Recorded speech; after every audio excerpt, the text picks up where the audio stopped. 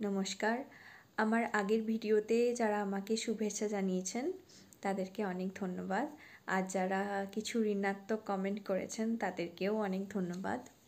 যাই হোক, আমি আগের ভিডিওতে কমেন্টে দেখেছি যে অনেকে জানতে চেয়েছেন যে আমার ইন্টারভিউ এক্সপিরিয়েন্সটা কেমন ছিল। এই প্রশ্নটাই সবথেকে বেশি। এছাড়াও কয়েকটা কোয়েশ্চেন ছিল, যেমন ভয় কী করে কাটানো যায়, বা আরও কয়েকটা কোয়েশ্চেন।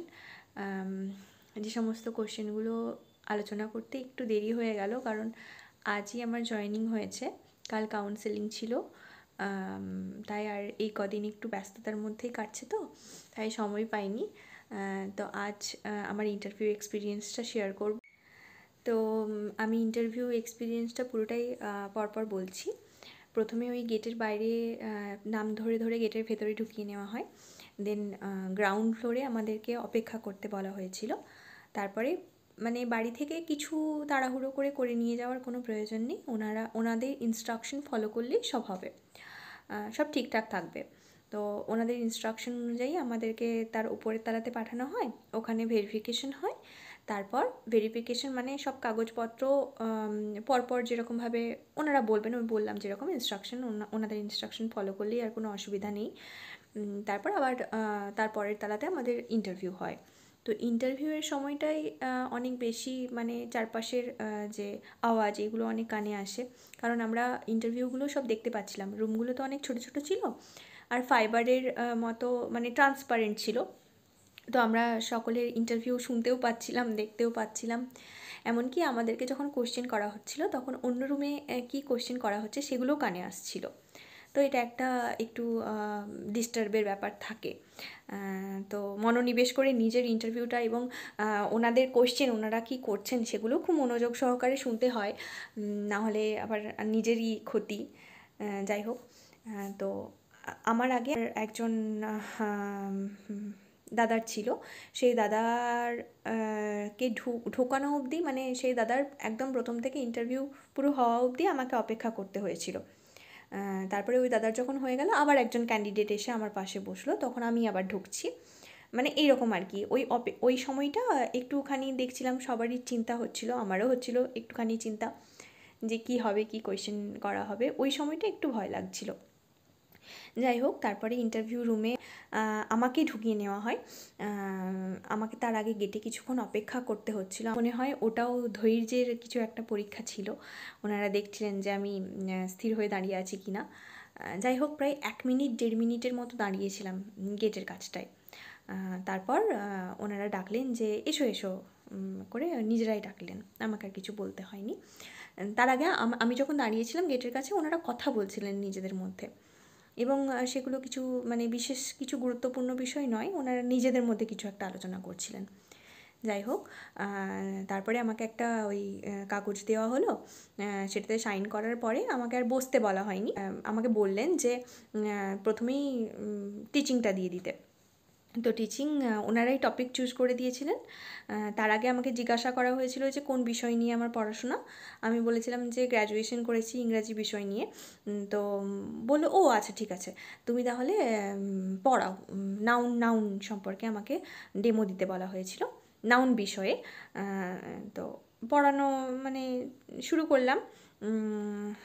তো ওনারা বললেন যে বাংলাতে বলো না, ইংরেজিতেই বলো, মানে ক্লাসটা ইংলিশেই নাও। তো ইংলিশে যথারীতি ওনাদের কথা মতো ইংলিশেই পড়িয়েছিলাম, এবং মিনিট খানেক শুনেছিলেন। কয়েকটা কোয়েশ্চেন করার পরে মিনিট খানেক শোনার পরে আমি না বোর্ডটা মুছতে ভুলে গেছিলাম। ওটা আমার একটা ভুল ছিল। তোমরা যারা পরবর্তীকালে দেবে ওই জিনিসগুলো খেয়াল রেখো, ওই বোর্ডের যে দুটো কর্নারে জাজি লেখার বিষয় থাকে সেগুলো, এবং বোর্ডটা সঠিকভাবে মোছা, বোর্ড ওয়ার্ক বেশি বেশি করে করা, এই জিনিসগুলো মানে বলার সঙ্গে সঙ্গে বোর্ড ওয়ার্কটাও করা, এই বিষয়গুলো খেয়াল রাখার চেষ্টা করো। তারপরে আমাকে বসতে বলা হয় এবং কোয়েশ্চেন করা শুরু হয়। একটা কোয়েশ্চেন শেষ হতে না হতে আর একটা কোয়েশ্চেন চলে আসছিল, এরকম অবস্থা। তো আমার বিষয় থেকে কয়েকটা কোয়েশ্চেন করা হয়, যেমন ইংরাজির ট্র্যাজেডি থেকে কয়েকটা কোয়েশ্চেন করা হয়, আমি সেগুলোর উত্তর দিয়েছি। তারপর অ্যারিস্টটলের যে পোয়েট্রির যে সংজ্ঞাটা, সেটা আমাকে ধরা হয়। মানে প্রথমে বলা হয় যে পোয়েট্রির সংজ্ঞা কী। আমি আমার নিজের মতো করে একটা বলছিলাম। তো ওনারা বললেন যে অ্যারিস্টটলের নাম শুনেছো? তো ওই অ্যারিস্টটলের যে এক্স্যাক্টলি যে সংজ্ঞাটা, ডেফিনেশনটা সেটা দাও। নিয়ে আমি বললাম আমার এই মুহূর্তে মনে পড়ছে না, ওই একটা প্রশ্নের উত্তর আমি দিতে পারিনি। হ্যাঁ, তারপরে মানে ৩ জন ছিলেন, ওনাদের ব্যবহার খুবই ভালো ছিল। ৩ জনের একজন স্যার ওই দুটো কোয়েশ্চেন আমাকে করে, ওই দুটো নয়, ২-৩টে কোয়েশ্চেন ওখানে করে ছেড়ে দিলেন। আমার বিষয় থেকে ওগুলো ছিল। তারপরে ম্যাডাম, মাঝখানের একজন ছিলেন ম্যাডাম।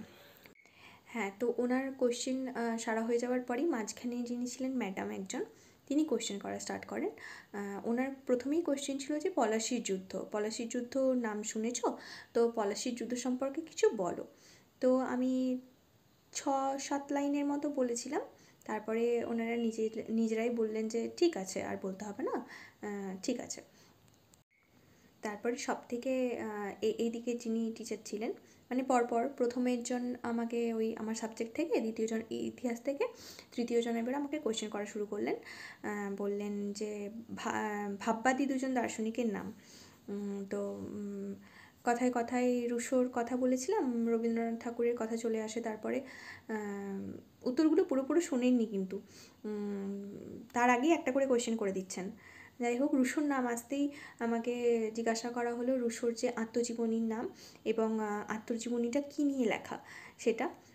এগুলো সব বলেছি যে হ্যাঁ, এমিলি সম্পর্কে বলি এবং অনাথ শিশুর জীবন কাহিনী লেখা আছে, এই সমস্ত বলি যা বলার। তারপর রবীন্দ্রনাথ ঠাকুরের যে শিক্ষা ব্যবস্থা এবং শান্তিনিকেতনের যে পড়ানোর যে ধাঁচ একটা, সেটা সম্পর্কে জানতে চাওয়া হয়। তারপরে যে কোশ্চেনটা আমার সব থেকে অবাক লাগে, যক্ষ্মা রোগ উঠে আসে, যক্ষ্মা রোগ সম্পর্কে কিছু কোশ্চেন করা হয় যে যক্ষ্মা রোগটা কী বাহিত মেনলি। তো এটা তো ব্যাকটেরিয়া বাহিত। তো আমি বলার পরই আমাকে বলেন যে আচ্ছা, যক্ষ্মা রোগের একটা তো জীবাণু আছে, সেই জীবাণুটার নাম জানো? ওই কোশ্চেনটা শুনে না আমি একটু অবাকই হয়েছিলাম। যাই হোক, আমার সেই মুহূর্তে মনে ছিল যে মাইকোব্যাকটেরিয়াম টিউবারকিউলোসিস, তো আমি সেটাও বলেছিলাম। ওই রবীন্দ্রনাথ ঠাকুরের, মানে এই কোশ্চেনটা আমাকে আগেই করা হয়েছিল। রবীন্দ্রনাথ ঠাকুরের কোশ্চেনটা দিয়ে এই স্যারের কাছে কোশ্চেন করা মোটামুটি শেষ হয়। তখন কি আবার ম্যাডাম বলেন যে তুমি তো বেশ ভালো কোশ্চেনের উত্তর দিতে পারছো, তোমার কথা বলাটা আমার ভালো লেগেছে, তোমাকে আমি আরও কয়েকটা কোশ্চেন করছি। করে তিনি আবার ওই শিক্ষা কমিশনগুলো আছে না, সেই শিক্ষা কমিশনগুলোর থেকে বিভিন্ন ধরনের যে প্রশ্ন হয়, কোঠারি কমিশন, মুদালিয়ার কমিশন, এই সমস্ত কমিশনগুলো শিক্ষার মানে স্বাধীনতার পূর্ববর্তী যে কমিশনগুলো এবং স্বাধীনতার পরবর্তী যে কমিশনগুলো, ওই কমিশনগুলো থেকে কুটিয়ে কুটিয়ে কিছু কোয়েশ্চেন করেছিলেন এবং সৌভাগ্যবশত সেই সমস্ত প্রশ্নেরই উত্তর দিতে পেরেছিলাম। তারপরে আবার এই স্যার, মানে সব থেকে যিনি বাঁ সাইডে ছিলেন, তিনি আবার আমাকে কোশ্চেন করলেন যে আচ্ছা, আমাদের যে গভর্নর বা রাজ্যপাল, তার নাম কি, প্রেজেন্ট যিনি আছেন। তারপরে বললেন যে ও ঠিক আছে, তাহলে তোমার হয়ে গেছে। হ্যাঁ, দিয়ে ওই সমস্ত প্রশ্ন দিয়ে আমার মোটামুটি ইন্টারভিউটা শেষ হলো। ওনারা নিজেরাই বললেন তোমার ইন্টারভিউ ভালো হয়েছে, ঠিক আছে তাহলে। নিয়ে বললাম ঠিক আছে ম্যাম, স্যার আসছি করে বলে বেরিয়ে এলাম। এরকমই ছিল আমার ইন্টারভিউ প্রসেসটা। তোমরা অনেকে জানতে চেয়েছিলে, তার জন্য শেয়ার করলাম। মোটামুটি সব মিলিয়ে 18-19টার মতো কোয়েশ্চেন আমাকে করা হয়েছিল। আমি ওই একটা প্রশ্নের উত্তর দিতে পারিনি, আমার ওই মুহূর্তে পোয়েট্রির সংজ্ঞাটা একেবারে মনে ছিল না। তো যাই হোক, কিছু করার নেই। আর বাকি সমস্ত প্রশ্ন যা করা হয়েছিল সবই উত্তর দিয়েছি। হ্যাঁ, আরেকটা কোশ্চেনে বলতে ভুলে গেছি, ওই শিল্পাঞ্চল এলাকাতে যদি আমাকে দেওয়া হয় তাহলে আমার মানে কেমন লাগবে, এরকম ধরনের একটা কোশ্চেন ছিল। তো এই হচ্ছে আমার ইন্টারভিউ এক্সপিরিয়েন্স। জানি না তোমাদের যদি কারোর কোনো উপকার হয় তাহলে আমার সত্যিই ভালো লাগবে।